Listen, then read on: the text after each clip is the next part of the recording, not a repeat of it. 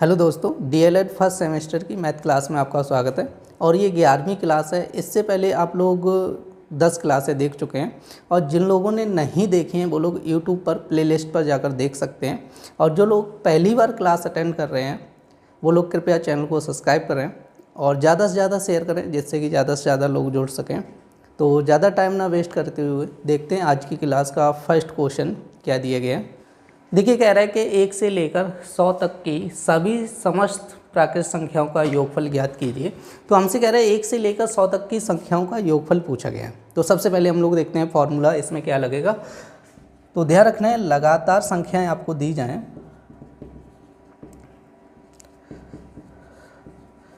लगातार संख्याएं दी जाएं तो योगफल जो हम लोग निकालते हैं तो उसका फॉर्मूला बनता है आपका n+1/2। समझ आया? तो ये फॉर्मूला लगेगा, ध्यान रखना है। और ये सभी क्वेश्चनों में लगेगा जहाँ पे आपको बोलो 1 से लेकर 100 तक की या 1 से 50 तक की संख्याओं का योगफल पूछा जाए तो हर एक क्वेश्चन में ये फॉर्मूला हम लोग लगा सकते हैं।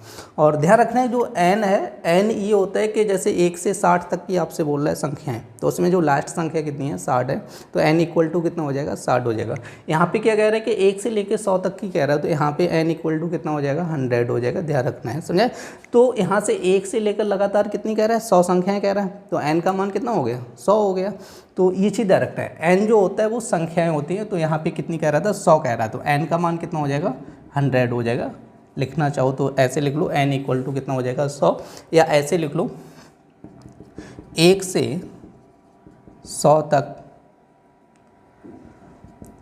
प्राकृतिक संख्याएं = कितनी हो जाएंगी, 100। सही, या तो ऐसे लिख लो 1 से 100 तक प्राकृतिक संख्याएं = कितनी हो जाएंगी, 100 हो जाएंगी। हमसे क्या पूछा गया, योगफल पूछा गया है। तो यहाँ पे लिखना चाहो लिख लो 1 से 100 तक की प्राकृतिक संख्याओं का योग, प्राकृतिक संख्याओं का योग। तो फॉर्मूला लिखना चाहो लिख लो, यहाँ पे n+1/2 और n का मान क्या है आपका, 100 हो जाएगा। तो यहाँ पे रखेंगे 100 और यहाँ पे क्या हो जाएगा आपका 100 + 1 अपॉन कितना हो जाएगा, 2। सही, अब देखो 2 से इसको काटेंगे कितना हो जाएगा, 50 हो जाएगा। तो यहाँ पे आएगा 50 × 100 + 1 करेंगे कितना हो जाएगा, 101। अब आप लोग क्या कीजिएगा, 50 × 101 कर लीजिएगा, तो कितना आ जाएगा यहाँ पे 50 50। यही आपका आंसर हो जाएगा। देखिए नेक्स्ट क्वेश्चन क्या कह रहा है, कह रहा है कि परिधि को परिभाषित कीजिए। यहाँ पे जो परिधि होती है ना उसकी डेफिनेशन पूछ रहे हैं। तो सबसे पहले देखते हैं परिधि क्या होती है। जैसे आपका एक सर्किल है, ठीक है, ये वृत्त है, तो वृत्त की ये जो टोटल लंबाई होती है यहाँ से लेके टोटल यहाँ तक की जो लंबाई होती है इसी को बोला जाता है परिधि। ध्यान रखना है, समझे? वृत्त की जो ये लंबाई होगी, ये टोटल लंबाई क्या बोली जाती है, परिधि बोली जाती है। तो इसकी डेफिनेशन पूछिए कि वृत्त की परिधि की डेफिनेशन क्या होगी, या वृत्त की परिधि को परिभाषित कीजिएगा।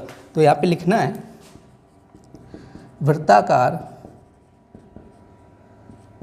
घेरे की माप को वृत्त की परिधि कहते हैं।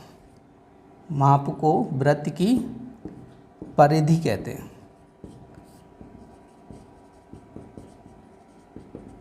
सही, वृत्ताकार घेरे की माप मतलब जो वृत्ताकार जैसे ये है इसकी जो माप होगी, इसकी जो या तो माप लिख लो या इसकी जगह परिमाप लिख लो।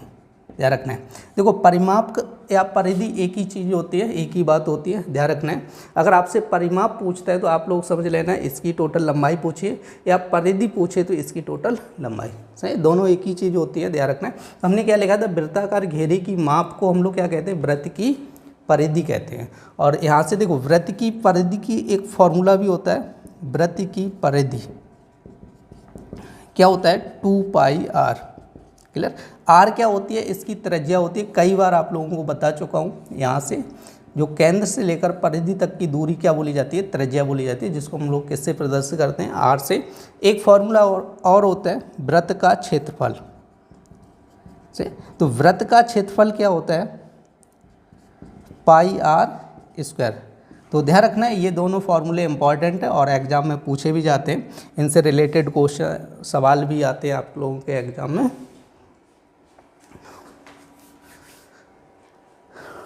देखिए नेक्स्ट क्वेश्चन क्या कह रहा है, कह रहा है कि कोण को परिभाषित कीजिए। तो यहाँ पे कोण की डेफिनेशन हमसे पूछ रहा है। तो देखिए सबसे पहले हम लोग देखते हैं कोण कैसे कहते हैं। जैसे मान के चलो एक रेखा ये है ए बी, ठीक है, और यहाँ पे एक दूसरी लाइन खींच रहा हूँ ए सी, सही है। तो देखिए इन दोनों लाइनों के बीच में जो ये झुकाव होता है इसको हम लोग क्या कहते हैं, कोण कहते हैं। ध्यान रखना है, जैसे दो लाइनें खींचते हैं, जैसे ए बी और ए सी लाइन खींची और ये यहाँ ए बिंदु पर दोनों मिल रही हैं, तो इन दोनों के बीच में जो झुकाव रहेगा उसको हम लोग क्या कहते हैं, कोण कहते हैं, ठीक है। तो कोण की डेफिनेशन यहाँ पे आपकी क्वेश्चन में पूछी गई कि कोण को परिभाषित कीजिएगा। तो यहाँ पे लिखना है दो रेखाओं के बीच झुकाव को कोण कहते हैं। सुना है? तो कोण की डेफिनेशन पूछ रहा है तो क्या लिखा है, दो रेखाओं के बीच झुकाव को हम लोग क्या कहते हैं, कोण कहते हैं। और इस चित्र के माध्यम से आप लोग समझ सकते हैं, जैसे आपकी एक रेखा है ए बी, दूसरी है ए सी, इन दोनों के बीच में जो झुकाव है ना उसी को क्या बोला जाएगा, कोण बोला जाएगा। देखिए नेक्स्ट क्वेश्चन क्या कह रहा है, कह रहा है कि त्रिभुज किसे कहते हैं। तो त्रिभुज की डेफिनेशन पूछी गई है यहाँ पर। तो देखते हैं त्रिभुज की डेफिनेशन। तो यहाँ पे लिखना है तीन असंरेख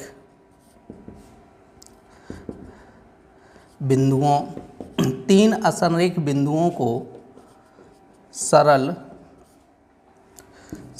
रेखाओं द्वारा मिलाने पर जो आकृति निर्मित होती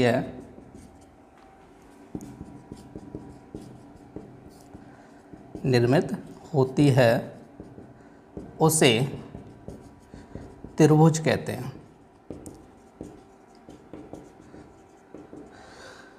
तो यहाँ पे क्या लिखा है, तीन असंरेख बिंदुओं द्वारा। असंरेख मतलब पहले तो यहाँ पे संरेख समझिएगा कि संरेख क्या होता है। देखो संरेख की बात करता है तो जैसे एक लाइन में तीन बिंदु रखे हैं, सही, इसको बोला जाता है संरेख। सही, एक ही रेखा पर अगर तीन बिंदु हैं तो उनको हम लोग क्या बोलेंगे, संरेख बोल देंगे। समझे? यहाँ पे हमने क्या लिखा है कि तीन असंरेख। असंरेख का मतलब तीनों एक लाइन में नहीं होने चाहिए, सही, किधर भी हो, जैसे एक बिंदु यहाँ पर है, दूसरा इधर है और तीसरा इधर कहीं है, सही। तो वही लिखा है कि तीन असंरेख बिंदुओं को सरल रेखाओं द्वारा मिलाने पर जो आकृति निर्मित होगी उसको हम लोग क्या कहते हैं, त्रिभुज कहते हैं। समझे? असंरेख बिंदु होने चाहिए, ठीक है, संरेख नहीं, असंरेख। अब इनको यदि हम लोग सरल रेखाओं द्वारा मिला देंगे ऐसे करके तीनों बिंदुओं को, तो ये जो आकृति प्राप्त हुई इसको हम लोग क्या कहते हैं, त्रिभुज कहते हैं।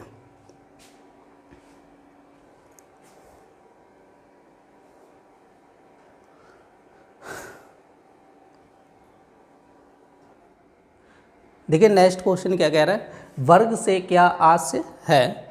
मतलब वर्ग की डेफिनेशन पूछी गई है कि वर्ग किसे कहते हैं। तो आप लोगों को पता होगा, ठीक है, वर्ग की डेफिनेशन बता चुके हैं एक बार। वर्ग, पहली बात तो ध्यान रखना कि वर्ग का मतलब होता है जिसकी सभी भुजाएं आपस में क्या होनी चाहिए, बराबर होनी चाहिए। सही, सभी भुजाएं कैसी होनी चाहिए, बराबर। अगर सभी भुजाएं बराबर हैं और अंदर के जो कोण होंगे, सही, चारों कोण कैसे होने चाहिए, 90 डिग्री होने चाहिए। सही, सभी भुजाएं आपस में बराबर होनी चाहिए और प्रत्येक कोण कितने डिग्री होना चाहिए, 90 डिग्री होना चाहिए। तो अगर ये कंडीशन लग रही है तो उसको हम लोग क्या बोलेंगे, वर्ग बोलेंगे। तो देखते हैं इसकी डेफिनेशन। तो लिखना है जिसकी सभी भुजाएं बराबर हों तथा प्रत्येक कोण 90 डिग्री हो उसे वर्ग कहते हैं। तो ध्यान रखना है कि जिसकी सभी भुजाएं क्या होनी चाहिए, बराबर होनी चाहिए। तो जिसकी सभी भुजाएं क्या हों, बराबर हों तथा प्रत्येक कोण कितने डिग्री का हो, 90 डिग्री का हो, तो उसे हम लोग क्या कहते हैं, वर्ग कहते हैं। तो वर्ग की डेफिनेशन पूछेगी तो बहुत सिंपल डेफिनेशन है।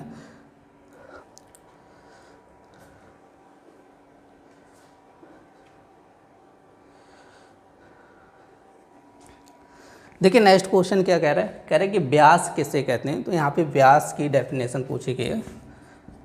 तो व्यास तो आप लोगों को बता चुका हूँ, जैसे आपका ये सर्किल होता है, ठीक है। तो केंद्र से यहाँ तक की अगर दूरी की बात करेंगे तो इसको हम लोग क्या बोलते हैं, त्रिज्या बोलते हैं।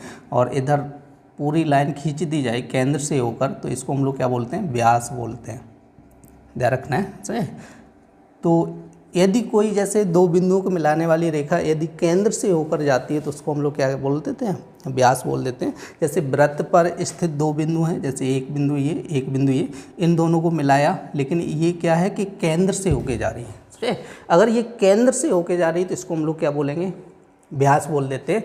और दो बिंदुओं को जैसे मिलाने वाली रेखा केंद्र से होके ना जाए, इस टाइप से जाए, तो इसको हम लोग बोलते हैं जीवा। से इसको हम लोग क्या बोल देते हैं, जीवा बोल देते हैं, समझे।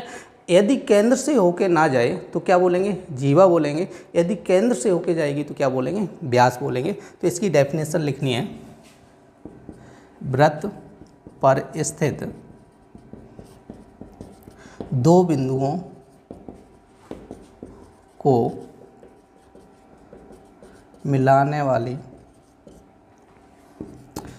सरल रेखा वृत्त के केंद्र से होकर जाती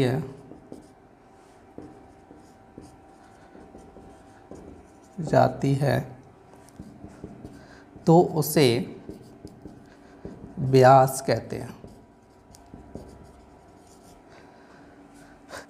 तो ध्यान रखना है कि वृत्त पर स्थित किन्हीं दो बिंदुओं को मिलाने वाली सरल रेखा वृत्त के केंद्र से होकर जाती है तो उसे क्या कहते हैं, व्यास। तो यहाँ पे आपको पहले समझा दिया है कि जैसे आपके दो बिंदु हैं, ठीक है, वृत्त पर ये दोनों बिंदु स्थित है, इनको मिलाने वाली रेखा यदि वृत्त के केंद्र से होकर जाएगी तो इसको हम लोग क्या बोलेंगे, व्यास बोलेंगे। ध्यान रखना है। और यदि दो बिंदु को मिलाने वाली रेखा वृत्त के केंद्र से होके नहीं जाएगी तो उसको हम लोग क्या बोलेंगे, जीवा बोलेंगे।